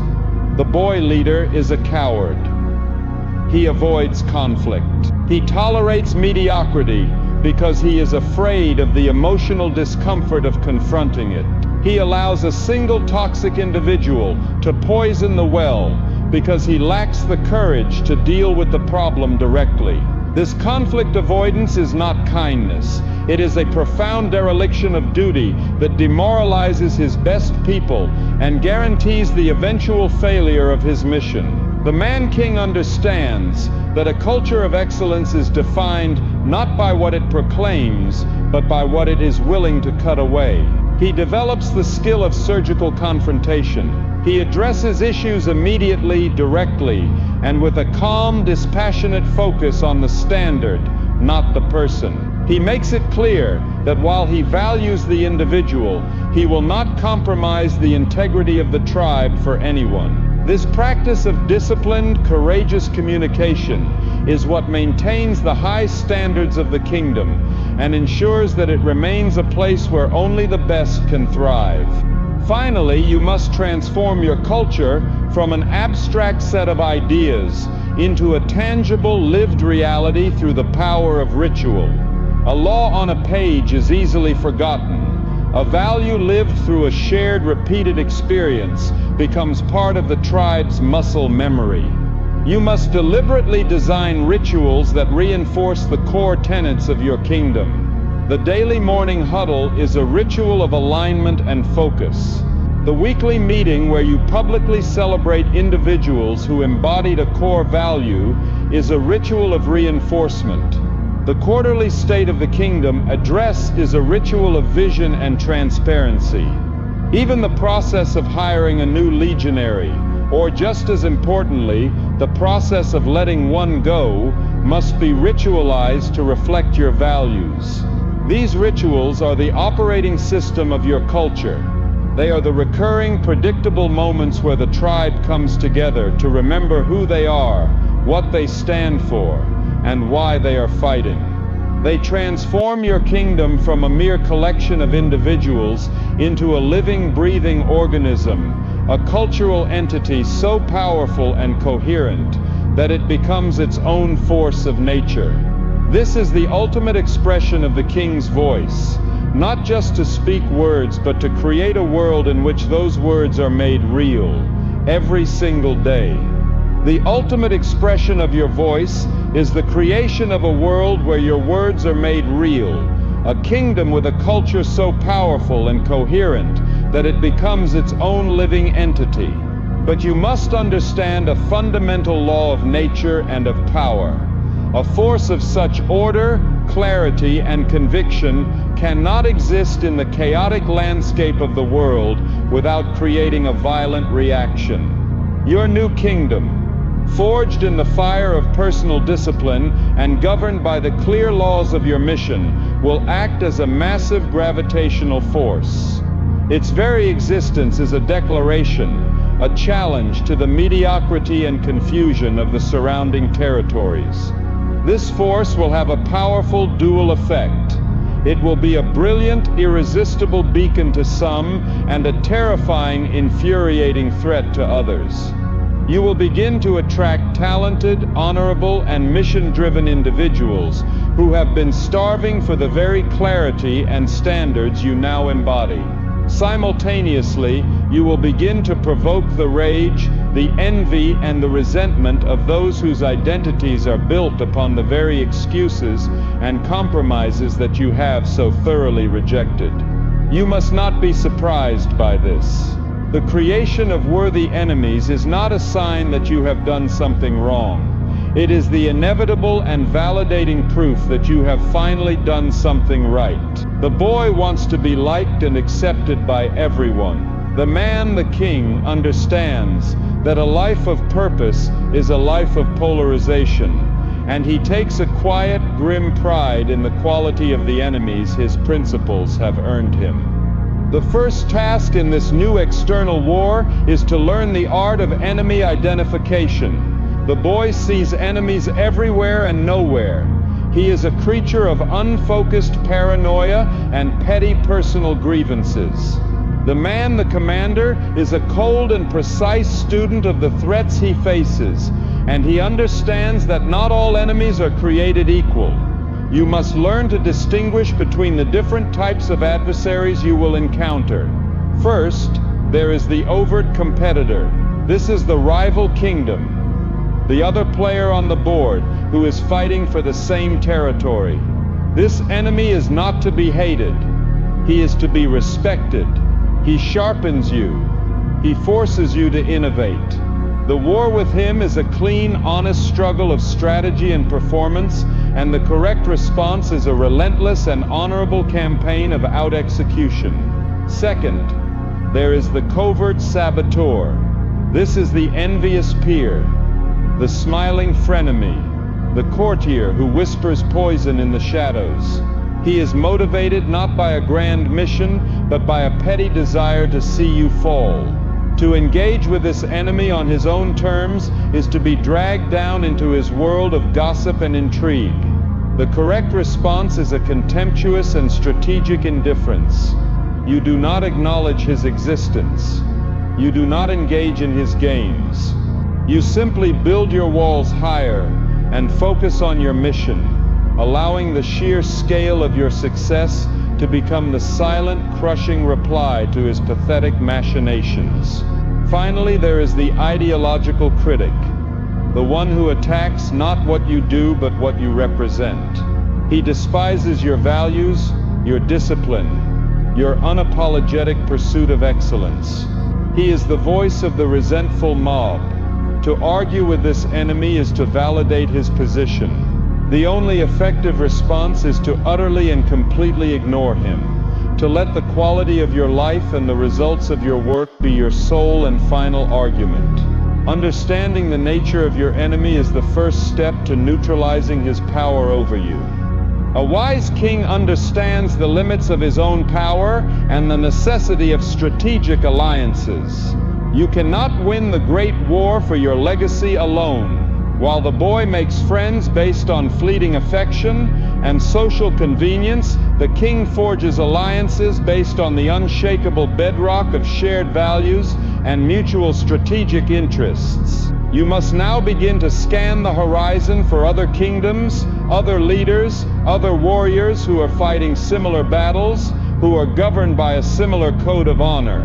An alliance is not a friendship, though it can become one. It is a calculated and mutually beneficial pact. It requires a clear understanding of what you can offer and what you need in return. It demands a level of diplomacy and the ability to see the world from another king's perspective without ever compromising your own core principles. You must learn to negotiate with strength, to build trust through consistent action, and to create partnerships where the combined whole is exponentially more powerful than the sum of its parts. In a world of transactional relationships, a true value-aligned alliance is the ultimate force multiplier. It provides shared intelligence, combined strength, and the profound psychological advantage of knowing you are not entirely alone on the battlefield.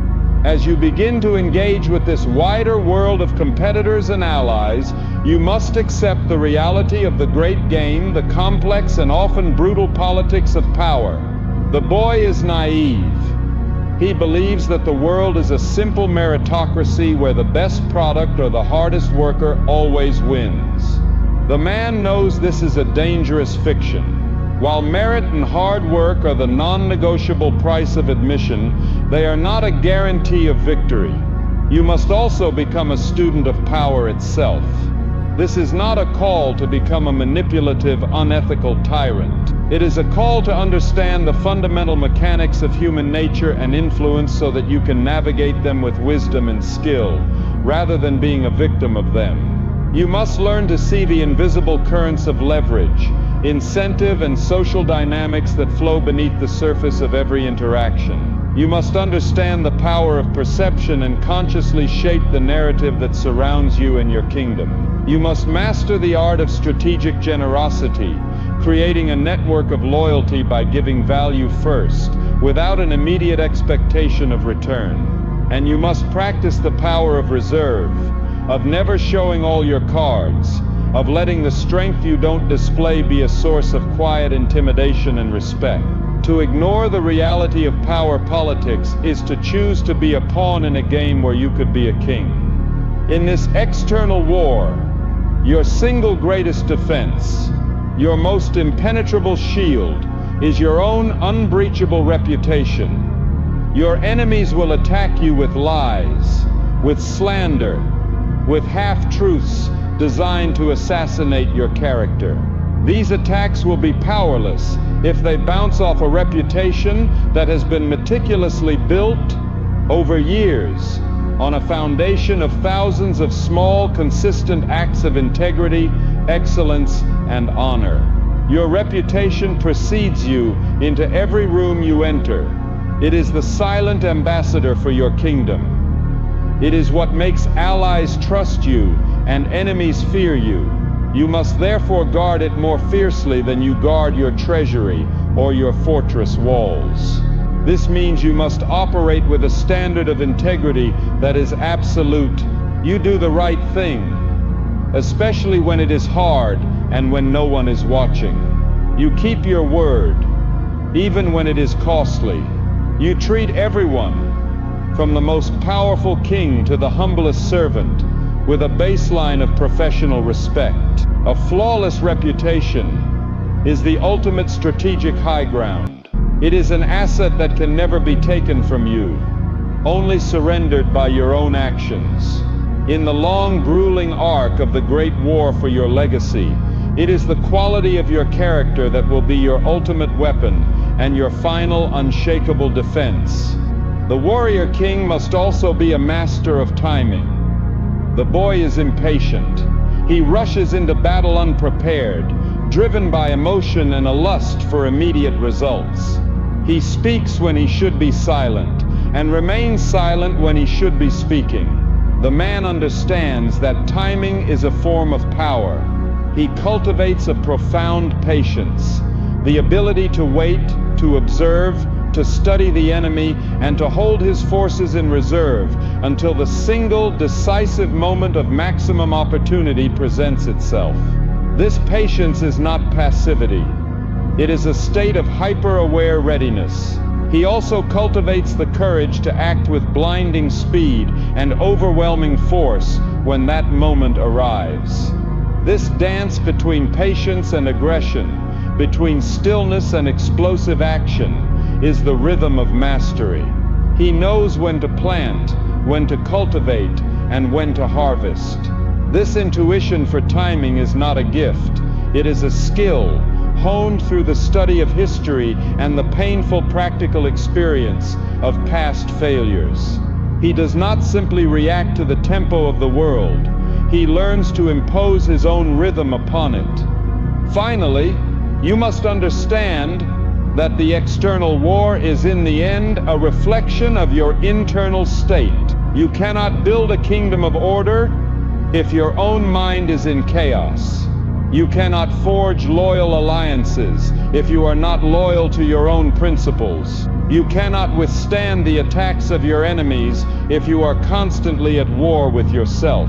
The strength, stability, and coherence of your external empire will never exceed the strength, stability, and coherence of your internal one. This is why the work you did in the forge, in the boot camp, in the solitary sanctum of command, is not a phase you graduate from. It is a continuous daily practice that you must maintain for the rest of your life. The external war is seductive. It is loud, exciting, and full of distractions. It will tempt you to neglect the quiet, foundational work of maintaining your own physical, mental, and spiritual readiness. This is the path to ruin. The king who forgets the lessons of the forge will find his steel growing brittle. The commander who forgets the solitude of the summit will lose his clarity. The external war is won not on the day of the battle, but in the quiet, disciplined moments of preparation that precede it. Your ultimate responsibility as a king is not just to command your legions, but to command yourself, for it is from the throne of your own mastered soul that all true and lasting power emanates. Of course, the kingdom is established. The external war is being waged with strategic wisdom. But the most dangerous enemy is not the one outside the gates. It is the one that grows within the palace walls. During times of peace and plenty, the war now turns to the fight against the soul's own decay. Here is part 10 of 15. From the throne of your own mastered soul, You have learned to command your legions and navigate the treacherous currents of the external world. You have built an empire on the foundations of your own resurrected will.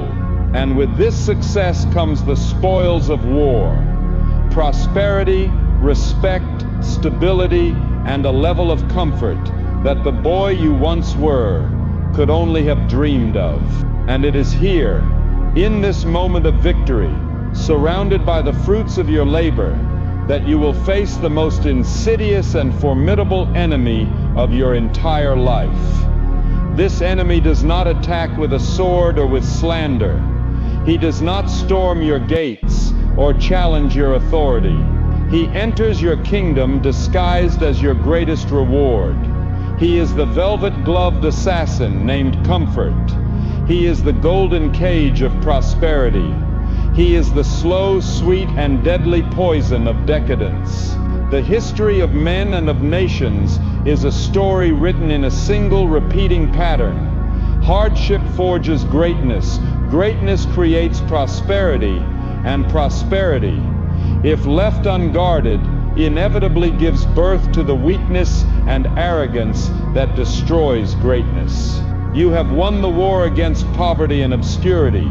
You must now wage a far more difficult and subtle war against the corrosive influence of your own success.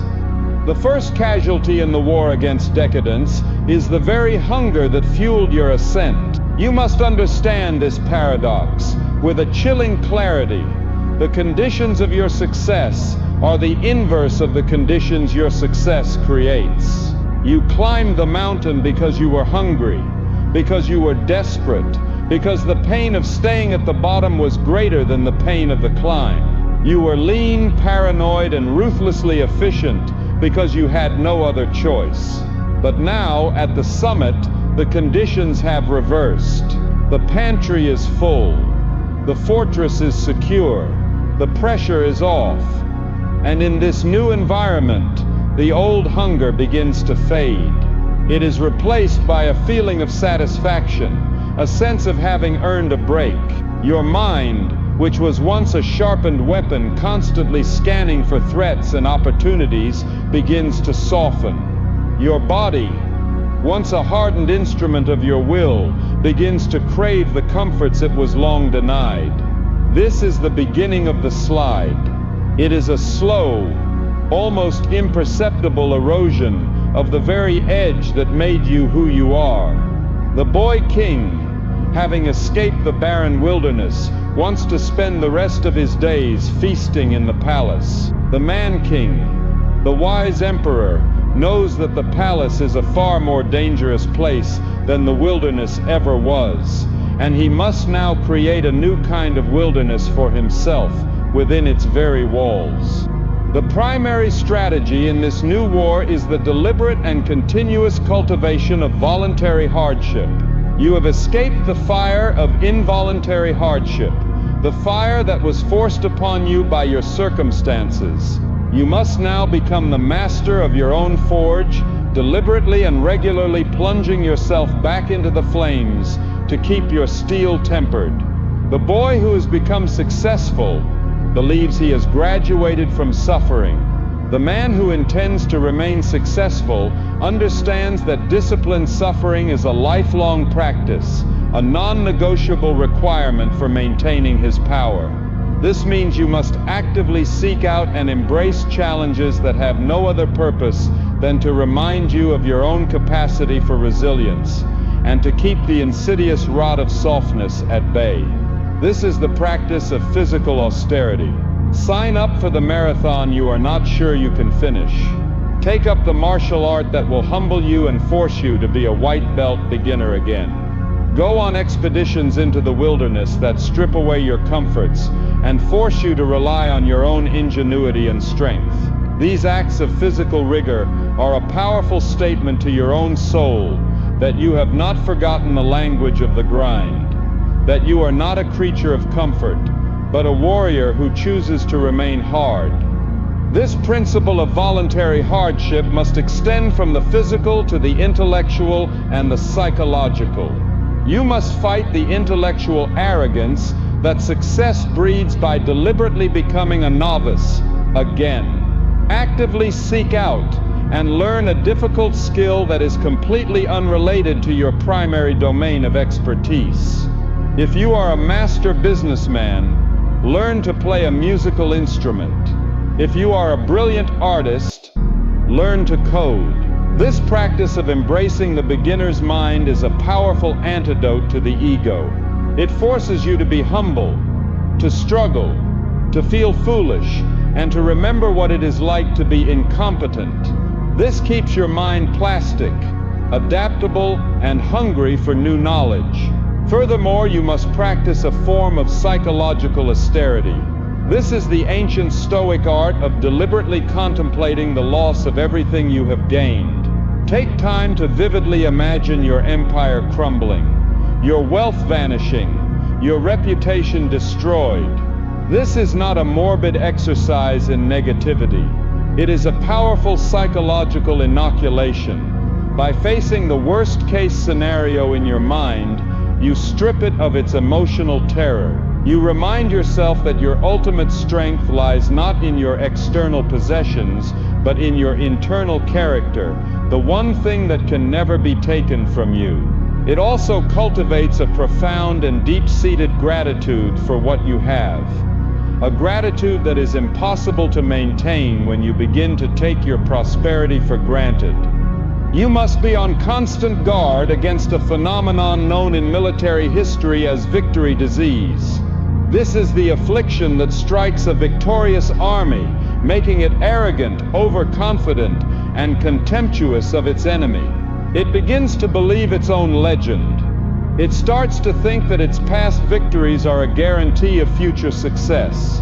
This arrogance leads to sloppy preparation, a failure to innovate, and a fatal underestimation of new threats. It is the disease that has brought down more empires than any invading army.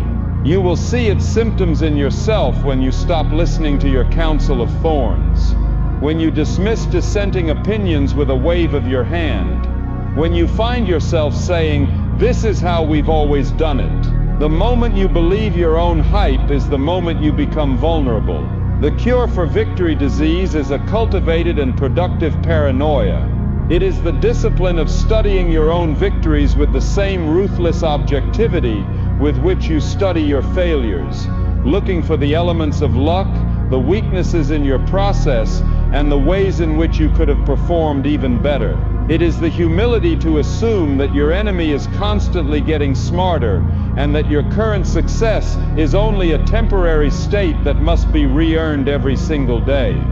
In times of prosperity, the most sacred duty of the king is to be the fanatical guardian of the standard. When you were fighting your way up from nothing, necessity was your enforcer. You had to be excellent to survive.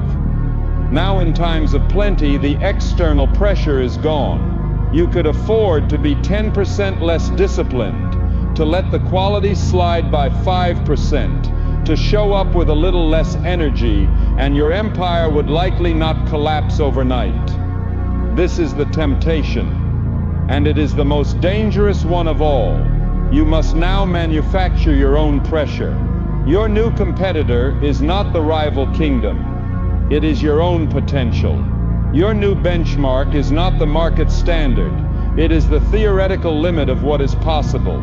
You must become more demanding of yourself and your legions now than you ever were during the desperate days of the climb. You must obsess over the small details.